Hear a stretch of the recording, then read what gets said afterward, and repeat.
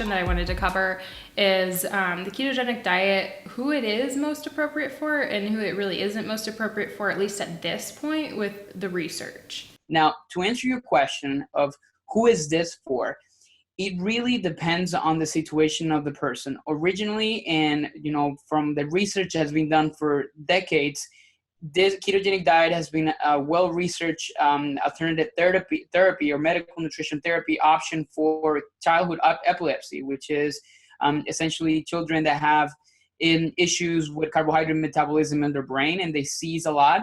So ketogenic diet has been shown to be a really good alternative to reduce incidence of things like seizures and things like that. Not as much in adults, but that's the main population that has always been studied in. Now, recently, there's been more application into people, for example, with neurological disorders because of the same premise that carbohydrate metabolism may be altered in people that have, like neurological conditions, just like, epilepsy in children, but things like Alzheimer's disease and Parkinson's disease and things of that sort.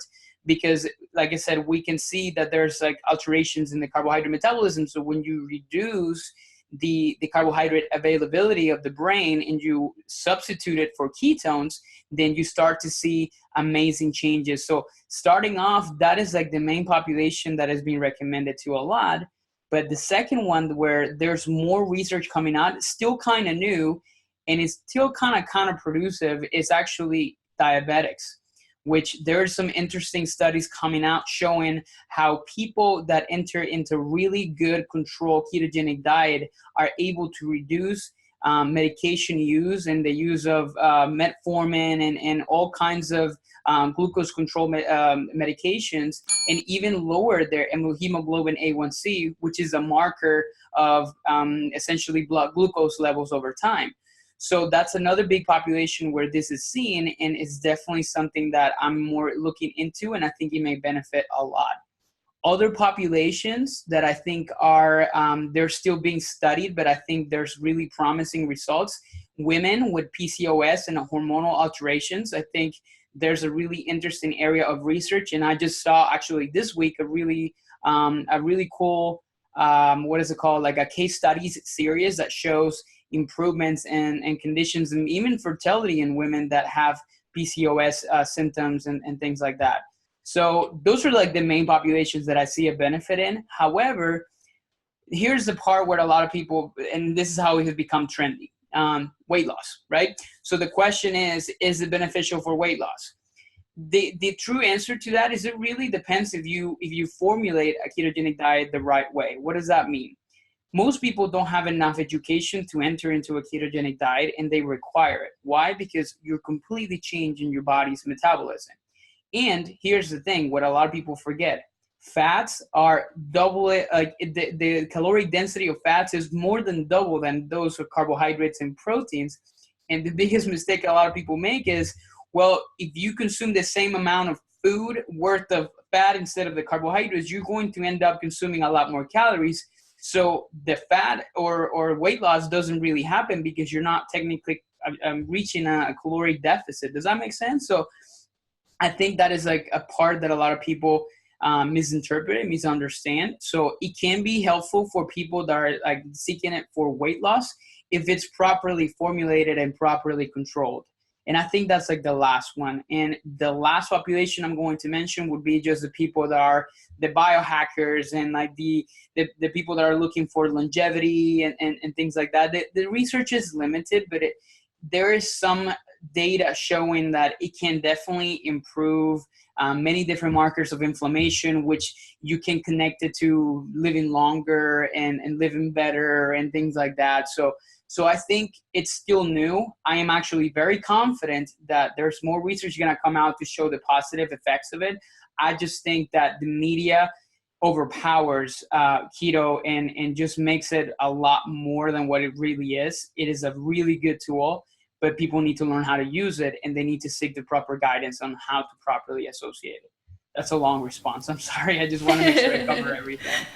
Yeah, no, that's great. But yeah, I think you brought up a few really interesting points. And I know even when I was like digging through the research that's out, it's interesting because I think because it's trendy right now, it's there's a lot of like studies that are getting started on it. So you can see like the abstracts and the hypotheses that are out there and released, but like the study's still in progress. And so, yeah, and so it's really being like applied to a variety of things now. And so time will kind of tell, right? Yeah, absolutely. I think like I said, there's room for it right now. Especially because I like to call myself a novelty dietitian in a certain way, as long as I'm, the code of ethics, do no harm. And I think as long as that's being taken care of, I believe that there's opportunities for people, especially when I'm dealing with some of my clients that do have medical conditions, which are a few at ASPE where I work at. And I present it as an alternative. And as an alternative, not to push it into them, but as an alternative that want to discuss and see if that's something that they may be interested in, and it may be something that they may want to change and give it a try, because again, it's a lifestyle change. And that's where a lot of people also get it wrong when they kind of associate it as oh yeah, I'm going to do keto. I'm going to lose 10 pounds in a week or so, all the water that you're losing, of course. So, and when that's like the main reasoning behind it, then that's usually when things kind of get out of hand, and when I kind of step in and say, you know what, like, let's take a step back and really reevaluate what the priorities are and the reasoning behind why you're following this specific type of diet. So I think that's important to consider too. Yeah, definitely. So since people, I would say most people that are looking into the diet, probably for the trendy reason it is for like weight loss or something like that. You touched on a couple things, but can you speak again to like what exactly you would advise them to do, like who to connect with, what to look into before they like consider jumping into this?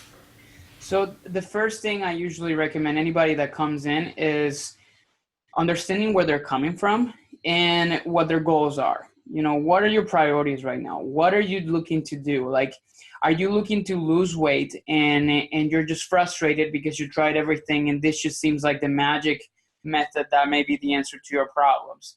And if that's the answer, and it's like, yes, that is my problem, which is honestly what most people are doing it for, because they're just tired of trying everything else and it doesn't really work, then you have to really like do a proper assessment. And that's when you need to reach out to somebody that knows about this stuff. The problem is the leading force of nutrition education are dietitians. And since keto is usually reserved to people in a clinical setting, specifically dietitians in a clinical setting, because it hasn't been brought out to the light in the public mainly, because again, there's not a ton of research out there, then it's not usually dietitians that are coaching this kind of programming or this kind of like nutrition therapy, but it's just mostly people that are following it and they learned a ton about it, and then they start, teaching it to people, which is I don't get me wrong. I think they mean well, which is good. I'm all about people helping other people, but the problem is when the advice actually kind of clashes with any kind of comorbidities or any kind of like medical issues that may put that person at harm. And that's, I think, the biggest issue that a lot of people encounter. So that's why it's really hard to sometimes find the proper educational methods to be able to do that. That's why, for example, right now I'm working with one of our team, a group of one of our teams, I guess, like part of like ASPE, because we're associated with the website ketogenic.com. And we're developing this awesome keto mentoring program, which is going to be based with specifically dietitians that can coach people on how to do this properly. Because, hey, guess what? If this is a trend and there's a ton of people doing it, we're not going to go against that. But at least we're going to put out the right information for it. So that's going to be a really good resource for somebody interested in trying it out. In fact, it's going to be an application process. So it's not like everybody's accepted into it, because we want to make sure that you're a good fit for this kind of program and for this type of diet. And if you're not, then we're obviously going to tell you why and make you understand like the whole differences behind it. So I think it's important for people to understand the differences between that and to properly counsel or to seek proper counsel before they just jump on it based on a Google search that they did in the first article that they found or a blog article that they read. So I think you just need to make sure that you're doing your proper research before you start.